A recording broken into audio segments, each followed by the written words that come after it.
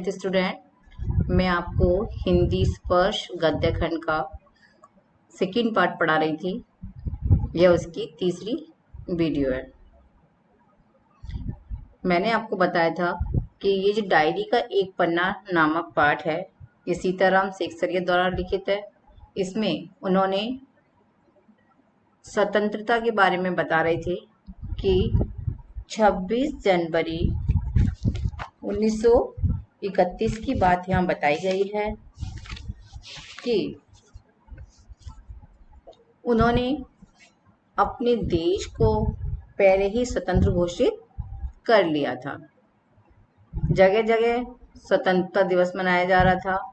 कलकत्ता शहर को पूरा सजाया जा रहा था और जगह जगह क्या हो रहा है, झंडा फहराने के लिए जो हमारे क्रांतिकारी थे वो सभी तत्पर थे। अब इसमें बताया जा रहा था कि श्रद्धानंद पार्क की बात बता रही थी मैं आपको कि श्रद्धानंद पार्क में बंगाल प्रांतीय विद्यार्थी संघ के मंत्री अविनाश बाबू ने झंडा गाड़ा तो पुलिस ने उनको पकड़ लिया। तो अविनाश बाबू भी झंडा फहराने के लिए गए थे, कहाँ पर, श्रद्धानंद पार्क में। तो क्या हुआ, पुलिस ने उन्हें पकड़ लिया और लोगों को मारा या हटा दिया गया। यानी जो लोग क्रांतिकारी थे उनको पकड़ लिया, उनकी पिटाई की और उन्हें वहां से हटा दिया। तारा सुंदरी पार्क में बड़ा बाजार कांग्रेस कमेटी के युद्ध मंत्री हरीश चंद, यानी कांग्रेस कमेटी के मंत्री कौन थे, हरीश चंद, झंडा फहराने गए पर वे भीतर न जा सके। वहां पर काफी मारपीट हुई और 2-4 आदमियों के सिर फट गए। उसके बाद में देखिए, गुजराती सेविका संघ की ओर से जुलूस निकला जिसमें बहुत सी लड़कियां भी थीं। उनको गिरफ्तार कर लिया। यानी इस स्वतंत्रता में लड़कियों ने भी बराबर से हिस्सेदारी की, लेकिन पुलिस ने उन्हें गिरफ्तार कर लिया। 11 बजे मारवाड़ी बालिका विद्यालय की लड़कियों ने अपने विद्यालय में झंडोत्सव मनाया। मारवाड़ी बालिका विद्यालय था, उनकी लड़कियों ने भी क्या किया कि विद्यालय में झंडोत्सव मनाया। जानकी देवी मदालसा, देखिए बच्चों, जानकी देवी मदालसा ये समाज सेवी थी, ठीक है। तो इन्होंने अपने देश को आजाद कराने में सहयोग दिया। तो इन्होंने क्या किया, जानकी देवी मदालसा, जो उनका पूरा नाम है मदालसा बजाज नारायण, आदि भी गई थी। लड़कियों को उत्सव का क्या मतलब है समझाया गया, ठीक है। कुछ उसमें छोटी बच्चियां भी थी, छोटी लड़कियां भी थी। तो ये उत्सव क्यों मनाया जा रहा है, इसका क्या अर्थ है, तो जानकी देवी मदालसा इन सब ने उसको, बच्चियों को यानी लड़कियों को, उसका अर्थ समझाया। एक बार मोटर में बैठकर सब तरफ घूमकर देखा तो बहुत अच्छा मालूम हो रहा था। जगह जगह फोटो उतर रहे थे, उतर रहे मीन्स खींच रहे थे। अपने भी फोटो का काफी प्रबंध किया था। 2-3 बजे कई आदमियों को पकड़ लिया गया जिसमें मुख्य पूर्णदास और पुरुषोत्तम राय थे। यानी कौन थे इसमें मुख्य रूप से, कौन कौन व्यक्ति थे, पूर्णदास और पुरुषोत्तम राय। सुभाष बाबू के जुलूस का भार, जो सुभाष बाबू जिस जुलूस का नेतृत्व कर रहे थे उसका भार किसके ऊपर था, पूर्णदास पर था। पर यह प्रबंध कर चुका था, पर वह क्या, कौन सा प्रबंध कर चुका था, यानी उसका पूरा जो जुलूस में क्या क्या होना है, कौन इसका नेतृत्व कर रहा है, क्या करना है, वो सारे प्रबंध पहले ही हो चुके थे। स्त्री समाज अपनी तैयारी में लगा था, क्योंकि मैंने आपको पहले ही बताया कि लड़कियों और स्त्रियों ने भी इसमें बराबर से भागीदारी की, सहयोग किया है। तो क्या वो भी पूरी तैयारी में लगा हुआ था। जगह जगह से स्त्रियां अपना जुलूस निकालने की तथा ठीक स्थान पर पहुंचने की कोशिश कर रही थी।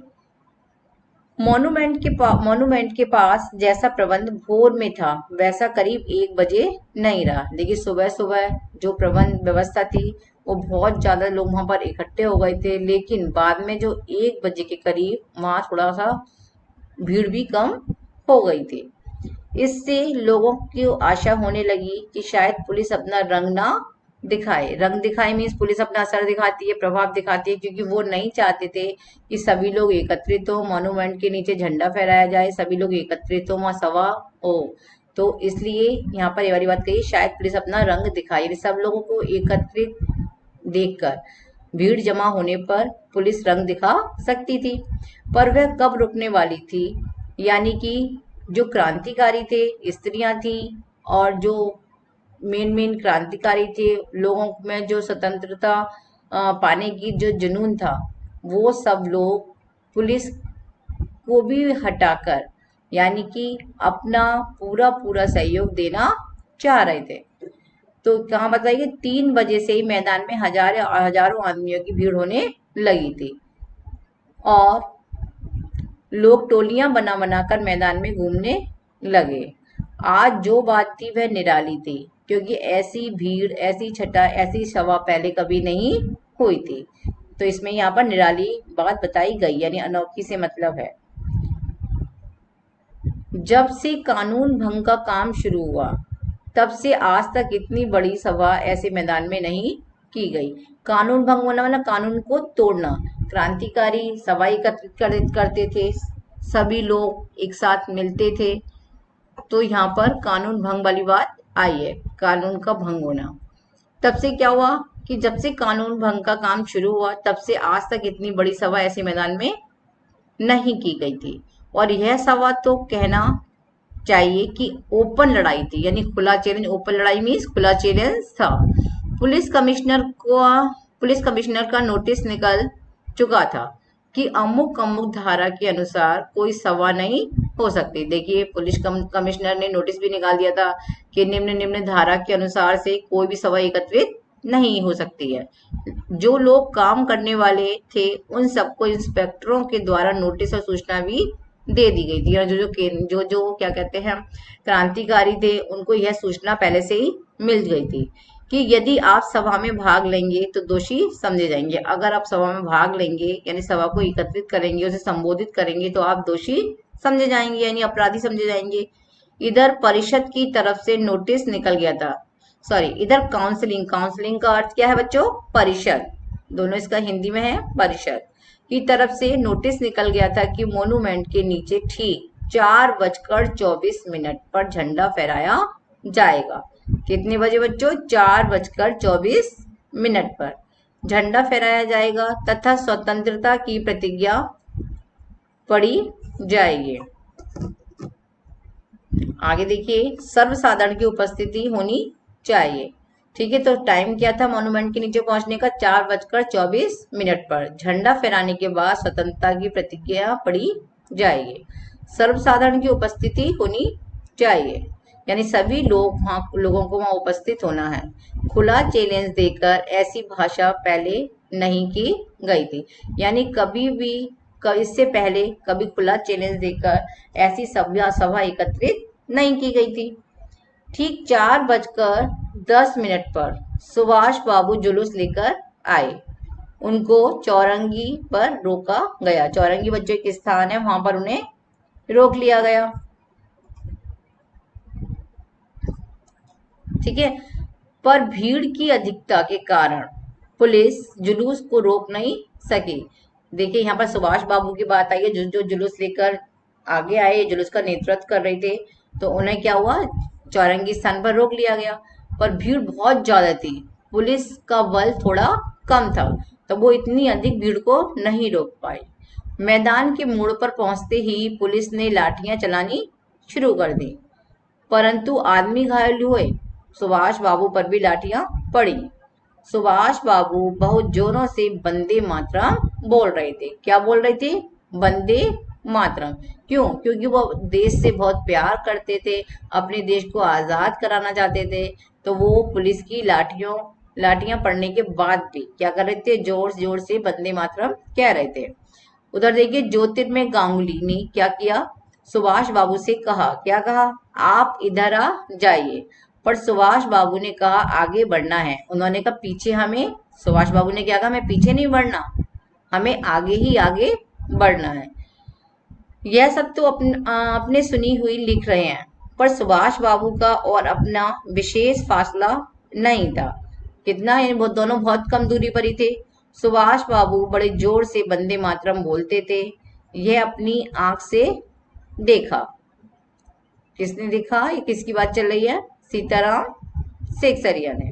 पुलिस भयानक रूप से लाठियां चला रही थी। क्षितिज चटर्जी का फटा हुआ सिर देखकर तथा उसका बहता हुआ खून देखकर आंख मिच जाती थी। यानी उनकी ऐसी दशा, किस किस की, क्षितिज चटर्जी की और उन सबकी दशा देखकर क्या हो रहा था? आंखें मिच जाना मीन्स घबराहट हो रही थी। इधर यह हालत हो रही थी कि इधर यह हालत हो रही थी कि उधर मॉन्यूमेंट की सीढ़ियों पर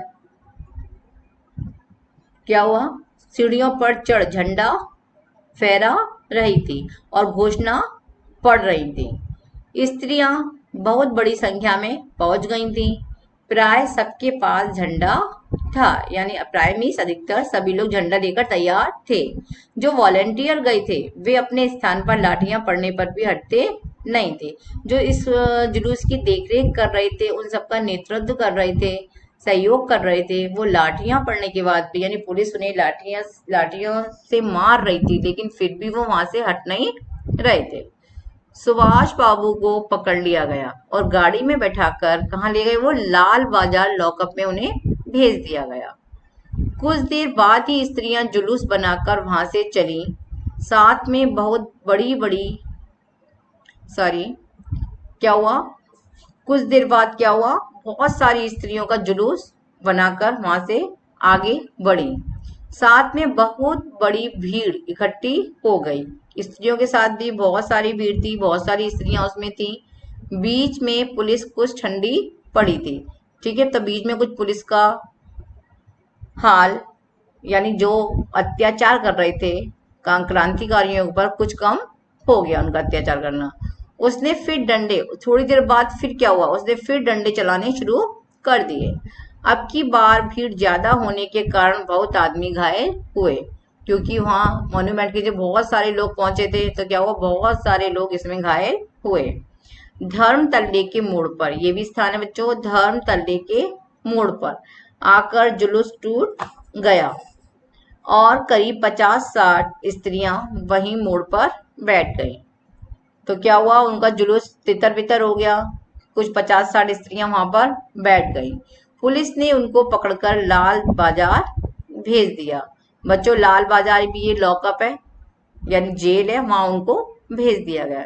स्त्रियों का एक भाग आगे बढ़ा, जिसका नेतृत्व विमल प्रतिभा कर रही थी। देखिए, उसके बाद भी स्त्रियों का एक भाग आगे बढ़ता जा रहा था, जिसका नेतृत्व में देखरेख किसके हाथ में थी? विमल प्रतिभा उसका नेतृत्व कर रही थी। उनको बहु बाजार के मोड़ पर, यह भी स्थान है कलकत्ते का, बहु बाजार के मोड़ पर रोका गया और वे वहीं मोड़ पर बैठ गईं। आसपास बहुत बड़ी भीड़ इकट्ठी हो गई थी, जिस पर पुलिस बीच बीच में लाठी चलाती थी। बच्चों, आगे का भाग मैं आपको नेक्स्ट वीडियो में पढ़ाऊंगी।